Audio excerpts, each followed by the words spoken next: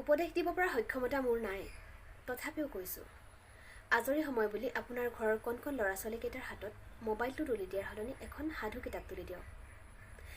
ইয়াৰ সমানে আপুনিও এখন কিতাপ পঢ়াৰ যত্ন কৰক। যদিও আপোনাৰ কিতাপ পঢ়াৰ ধৈৰ্য নাই, তথাপিও পঢ়াৰ অভিনয়কে কৰক।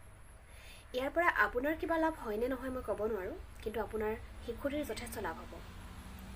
এটা সুস্থ মানসিকতা গঢ় দিয়াৰ ক্ষেত্ৰত আমাৰ ল'ৰা ছোৱালীবিলাকক কিতাপৰ লগত জড়িত কৰাটো খুবেই জৰুৰী। বিশেষকৈ আজিৰ সময়ৰ প্ৰেক্ষাপটত মানুহৰ জীৱনত কিতাপৰ ভূমিকা আপুনি নুই কৰিব নোৱাৰে। যদি আজিৰ সমাজৰ অধঃপতনে যোৱা এই ৰূপটো আপুনিও প্ৰত্যক্ষ কৰিছে, তেনেহ'লে প্লিজ ল'ৰা ছোৱালীৰ হাতত মোবাইলৰ সলনি এখন কিতাপ তুলি দিয়ক।